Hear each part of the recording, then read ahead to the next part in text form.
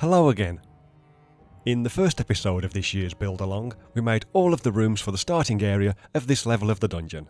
So, in this one, we're going to have a go at making a few bits of terrain to put into those rooms.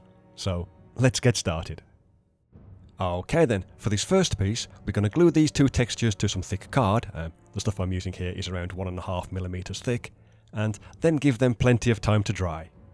So to speed things up, here's one that's had plenty of time to dry, and all we're going to do with this is trim away the excess from all four sides. So yeah, there you go. Next we can do the same thing with the other piece, making sure to cut out the inside as well. And then it's just a simple matter of gluing that on top of the first piece. And to do this you could use a glue stick or super glue, but as you can see, I like to use a bit of PVA glue, as that gives me plenty of time to get it properly aligned before the glue sets. And when that has dried, here's how it should look. So there's a small decorative pool, which we're going to put into the first room. Okay, for the second piece, we're first going to take a regular drinking straw, and if you're using a plastic one, it helps to rough up the surface with a bit of sandpaper first. And then we'll cut out this small texture, which we're just going to wrap around the straw. So here I am doing that, just by adding some glue to the back and, like I say, wrapping it around the straw. So that when we're done, it ends up looking something like this that you can see here. Anyway, I'll just quickly swap that out for one that's had a couple of minutes to dry, and next we're just going to need to squash that flat and cut one of the ends to size, and then the other one, and if I quickly unsquash that off camera, here's the kind of thing that we should be left with. Something like that. Right then, next we'll take these three textures and glue those to some thick card. I think this was around 1mm thick. As you can probably tell, I'm just using some offcuts from other projects for some of this smaller stuff. But yeah, we'll cut the two end ones to size with a knife and a metal ruler, and the circular one, we'll just cut that out with a sharp pair of scissors. Then if we take something squishy, like an old mouse mat or something like that, and also a large glass marble, we can use those to form the circular piece into a kind of bowl shape, just by gently pressing the marble down into the middle and rolling it around. And if you press down too hard and it starts to crease, you can always flatten it back out on the tabletop. And with any luck, that should end up looking something like this, though I don't think it's showing up all that well on camera. Anyway, for the assembly, we'll first put a small blob of glue on the underside of the round piece, and then stick the straw in the middle. Then, while that sets, we can bend the kind of leg pieces of the cross shape down a little bit, so that they form this kind of shape that you can see here. And then it's just a matter of adding some more glue to the inside of the straw, and sticking that to the middle of the leg piece, so that eventually we end up with something that looks like that. And all that's left to do then is apply a tiny bit of glue to the end of each of the legs, and stick the whole thing to the base. And there you go, now we have a kind of large metal brazier thing, though we are going to add some flames to that, so we'll do that next. Okay, so for these flames, we'll first cut out the fire texture, and fold that roughly in half. Then we'll fold that back out and apply some glue to one of the halves, and then stick the two sides together, something like that. And again, we are going to need to give that plenty of time to dry, so to save waiting around, here's one I've made off camera. Now, for this next part, you can use regular scissors, but it looks a bit better if you have some of those kind of wavy decorative edge scissors, like these ones here. And we'll then use those to cut out a long triangular piece, like you can see, and for this, we want the point of the triangle to be at the darker end of the texture. Next, we'll take a toothpick and wrap the triangular piece around that at a bit of an angle, so that we get this kind of twisted shape that you can see here. And we'll need to make several of those, in various lengths and thicknesses, from the same piece of paper. So I'll just bring the brazier and the glue gun back in, and what we can do next is cut the bottom of one of the larger flames flat, so that it will stand upright, then apply a tiny blob of glue to the bottom, and then stick that to the centre of the brazier, so that it looks something like this. Then we'll just repeat the process for all of the other flames. Though it is worth noting that when doing this, it works best if we have the larger flames in the middle and some of the smaller flames around the outside. And it's usually a good idea to do a quick test fit first, just to see where they'll look best, or you might find that you need to cut one or two a bit smaller, so that they fit a bit better. And yeah, that's all there is to it really. Anyway, I'll leave the video running while I do the rest of them, even though this isn't a particularly good angle to be showing this part of the process.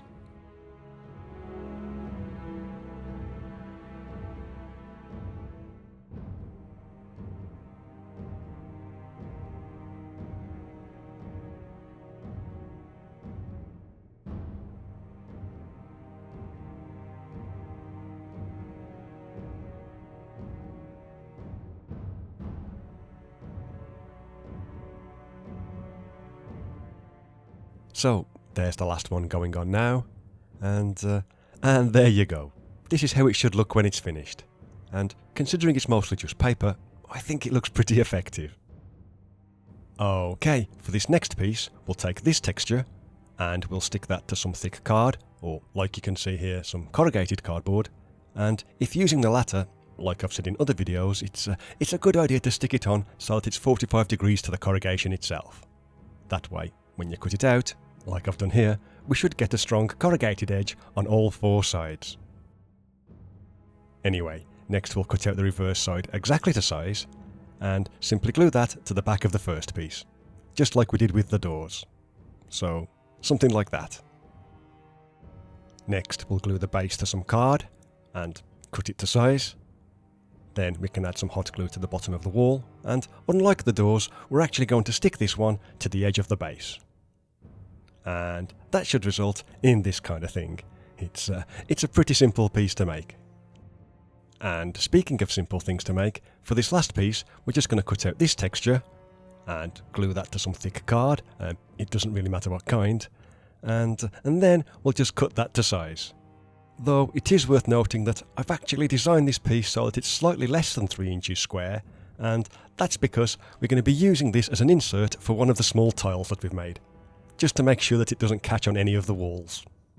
And that's it for the crafting part of this video, so now we'll take a look at how we can put these pieces to use. Right then, so when the PCs reach the bottom of the stairs, they'll find themselves in a long corridor with 2 wooden doors on either side, and an iron door at the very end. Investigating the wooden doors doesn't really reveal anything of interest, but the iron door does have 3 large keyholes in the centre, and these should be near impossible to pick, and the same goes for breaking down the door. As well as being naturally tough, they might have some kind of arcane lock cast on them as well.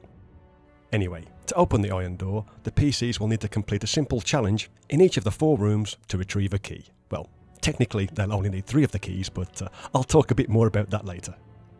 So in the first room, they'll find a small pool at the centre, and perhaps there's small drips of water falling into it from cracks in the ceiling, which over the years has filled it to overflowing. But the room itself isn't flooded, as the excess water, that finds its way out through the 2 drains on either side of the room.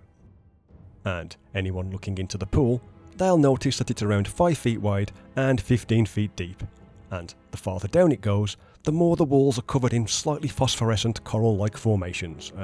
They might even notice something metallic at the bottom, half covered by the coral, and you could even have them make some kind of roll perhaps, just to realise that the metallic object, it's actually a large silver key. So, all the characters need to do is retrieve the key, and the obvious way to do this would be to dive down to the bottom, break away the coral, and return to the surface. So, to use 5e as a kind of lingua franca for this encounter, perhaps it's a DC 15 athletics check to dive down and pull the key free, and the characters are free to do this as many times as they like, until they succeed, returning to the surface after each failed attempt. However, each time they fail the check by 5 or more, they'll take a small amount of damage, D3 perhaps, as they accidentally cut themselves or scrape against sharp pieces of coral in the process. So, it's not super dangerous or very challenging, it's just something that might whittle down their hit points a little bit, if their characters aren't very good at that kind of thing. Though, if the players come up with other inventive ways of retrieving the key, then feel free to go with that instead. Anyway, if I move on to the second room, then in the centre of this one is a large brazier with a really bright fire burning inside. So bright in fact that any character looking at it will need to make some kind of save or be temporarily blinded, maybe for around a minute or so. Plus, if anyone stands inside the room itself, they'll also take 1 point of damage each round just from the intense heat. But if anyone does look into the flames, regardless of whether they get blinded or not, they will have noticed something floating inside. Perhaps if they made the save, they also realise that it's a large copper key. So, again, all the characters need to do is retrieve the key, and this could be done with a spell like Mage Hand, assuming the character in question isn't blinded, or with a successful attack roll to knock it out of the fire. Again, there might be some kind of penalty to the roll if they can't see or are trying to not look directly into the flames, or the fire itself could be extinguished, perhaps from water drawn from the pool in the previous room, or whatever. But whatever the case may be, each attempt that fails, or each time that the fire is interfered with, that will cause the flames to burn more intensely, so that the damage for simply standing inside the room is increased by 1, perhaps up to a maximum of 5. But yeah, you might like to judge that the flames magically reappear after 1 combat round if they are somehow extinguished, or have the PCs repeat the saving throw to avoid being blinded each round, or each time that they look into the flames, just to make things a bit more interesting. But, as always, if the players come up with a plan that has a chance of working, then just go with that. Okay, once the door is opened into the third room, any naked flames, like a lit torch for example, they will be blown out by a strong gust of wind that comes from inside. However, characters that can see in the dark, or with a suitable light source, they'll notice that at the far end of the passage, the wall is decorated with a large stone face that has an expression of someone blowing in their direction. And obviously, that's where the wind is coming from. As such, anyone trying to advance down the passage will need to battle against the wind, and in game terms, we're going to treat this as some kind of opposed roll. So, if we use 5e terms again, we're going to say that a character needs to make 2 consecutive athletics checks, or strength saves maybe, and they need to pass both of these in order to reach the end and turn the corner. But because the strength of the wind is going to be variable, the DC for these saves is going to be generated by rolling dice. So maybe 3d6 if you want to keep it fairly simple, or you could use 4d6 if you want to crank up the difficulty a little bit. And we'll roll the dice to generate the DC for each individual attempt. And like we did with the pool encounter, the characters can attempt this as many times as they like. And if they fail on the first roll, they are simply blown back out into the main passage, hardly making any progress at all.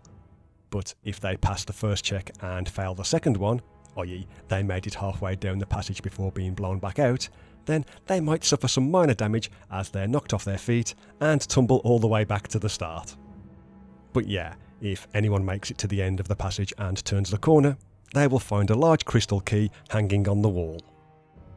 Now, for this final room, when the players open the door into here, they'll find a small chamber that's either in ruin, or maybe it's only half finished. It's hard to tell which. For example, the walls aren't much more than packed earth in places, and the floor is strewn with rubble. And to find the key in this room, which is made of stone by the way, all they'll need to do is pass a simple search roll. However, like all of the other challenges so far, there is a catch, and the danger here is that they might disturb a patch of poisonous mould in the process. So, just to keep things consistent, let's say they need to roll a 15 to find the key, and it's a roll they can make over and over until they eventually find it. However, much like the other rooms, if any of these rolls fail by 5 or more, they fail to spot a patch of dark stony coloured mould, which they accidentally disturb. And as a result, the room is filled with poisonous spores, which will mean that anyone inside the room, they'll need to make a suitable saving throw or become poisoned. Then, after a minute or so, the spores will settle and the search can resume. And if after seeing that, any character takes suitable precautions against further accidents, like covering their face with a damp cloth for example, then if another patch of mould is disturbed, they can make their saving throw with a suitable bonus perhaps. So yeah, if the players complete all 4 of these challenges, their characters will end up with 4 keys in their possession, 1 from each room. So that's a water key, a fire key, an air key, and an earth key, which, as you might have guessed, represent each of the main elemental types. And whichever 3 keys they use to open the iron door at the end of the main passage, that will influence what kind of encounter they face in the next room. but I'll talk more about that in the next episode. So thanks for watching. As I say, next week we'll take a look at what lies beyond the Iron Door, so hopefully you'll stick around for that one.